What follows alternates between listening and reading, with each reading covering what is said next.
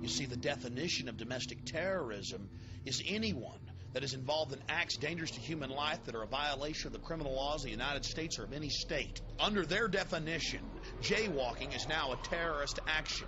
This is an absolute outrage. The people that pass this legislation, in truth, are the real terrorists, the real criminals engaging in sedition against our constitutional republic. Congressman Ron Paul said that none of the Congress was allowed to even read the bill and threatened by the White House that they wouldn't be patriots if they didn't sign it. He said the founding fathers revolted over much lighter forms of tyranny.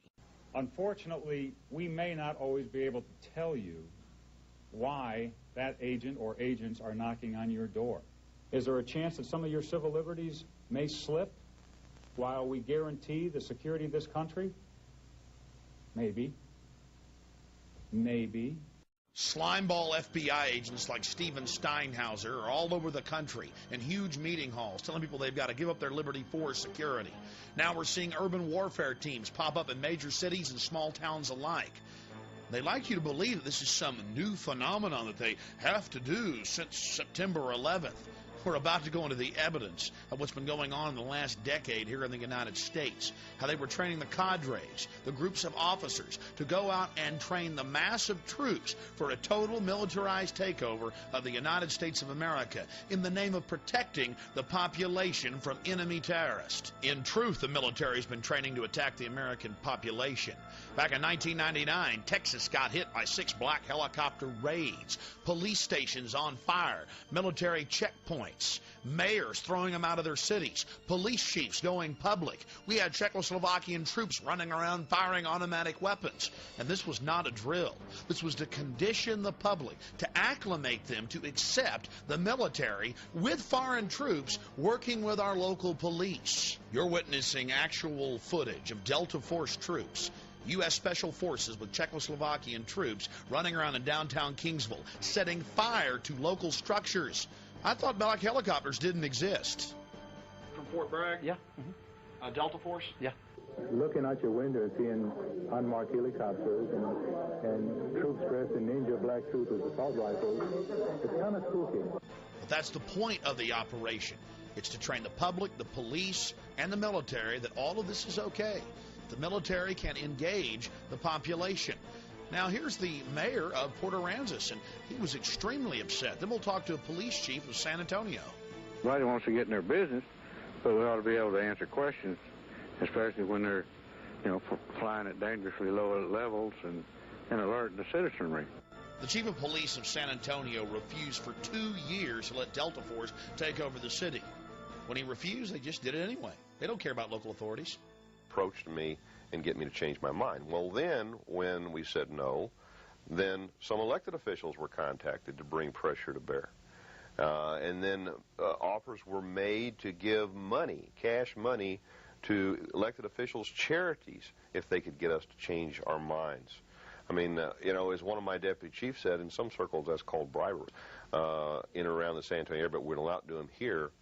Next time, I'm still getting contacted by various officials. I mean, they never would take no for an answer. So they weren't respecting your jurisdiction? They were not respecting our jurisdiction. I don't think they respected our decision to go into predominantly minority areas of the city where we had vacant warehouses and buildings and try to do those types of exercises at those locations in the middle of the night. Oh, I'm sorry, middle of the night? In the middle of the night. Sometime between 9 p.m. and midnight. People become frightened. And we do a lot of our decision-making on experiences that have happened in a lot of other cities. We were very concerned with some things that have happened over there, and we didn't get any real good, clear answers. So they're being secretive about it? Very secretive. We're just curious about Army Special Operations from Fort Bragg coming here, Delta Force. And we'd like basically to ask some questions about was the public informed beforehand? Are y'all aware of the 10th Amendment and posse comitatus and things like that? No, I'm probably not aware of the 10th Amendment, but I made the decision not to inform the public. He made the decision not to warn the public or the emergency managers or the police when 8 black helicopters slammed into the town. Here's the chief of police in Alice admitting foreign troops. Government is training other so-called friendly countries, or? They are training friendly countries, and I'm not at liberty to give you their names, but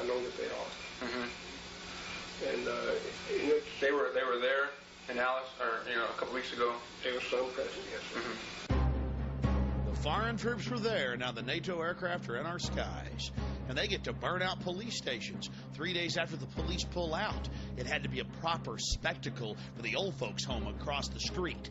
Foreign troops burning out police stations. But that's okay, because it's just for fighting foreign enemies. Well, here's actual footage from Fort Hood, Texas, as the BATF, the gun confiscators, train with the Green Berets for an assault on the Waco compound, the wooden church full of men, women, and children, violating every canon of a free society. The military, with the state police and the BATF, assaulted the Branch Davidians. And then, of course, on April 19th, they actually burned the structure down, full of men, women, and children.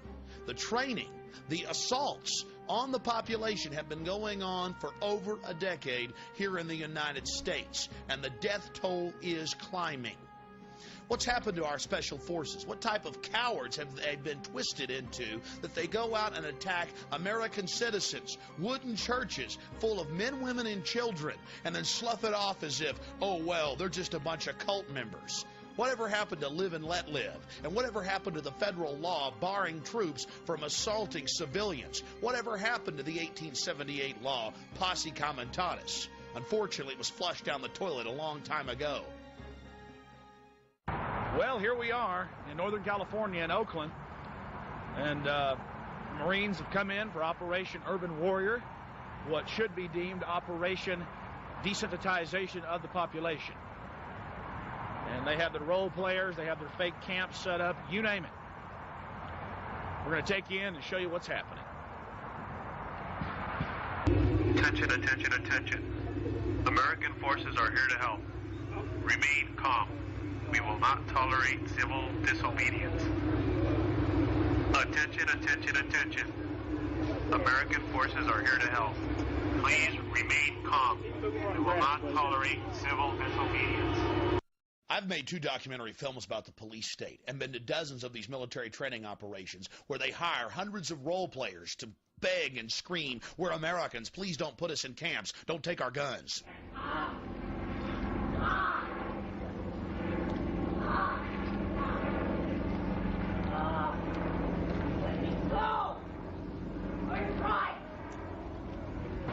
Attention, attention, attention. Due to the large number of people arriving, we'll experience a short delay. Please remain calm and cooperate so that we can process you into the camp faster. Hey, I won't be duck in the gaten. Wat? Duck! Niet die op, duck, niet die op. Nee, maakt niet uit. As a hostile act. The technologies are what makes you nauseous. In the past, in a situation like that, she might have been shot. In the future, we want to give our Marines non-lethal options where they can say, no, she's not armed, maybe threatening, but I don't want to kill her, or I don't want to kill him, or them. Use your sound wave rifle, I guess you could call it, and down they go. Yeah, him in prison, huh? Now you're going to see an execution.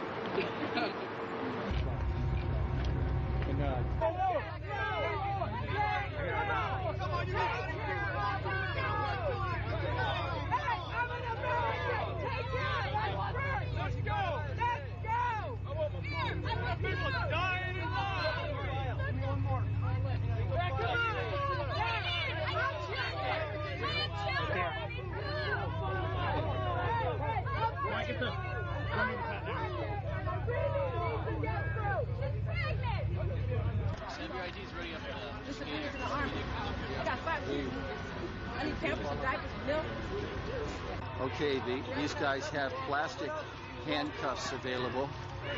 Well, I think terrorism is being practiced on the residents of the city of Oakland because many of the retired teachers, retired military people have informed me that they understand what's going on, and it's not anything that relates to humanitarian training whatsoever. This is a psychological, as we in the research community say, this is a psyops.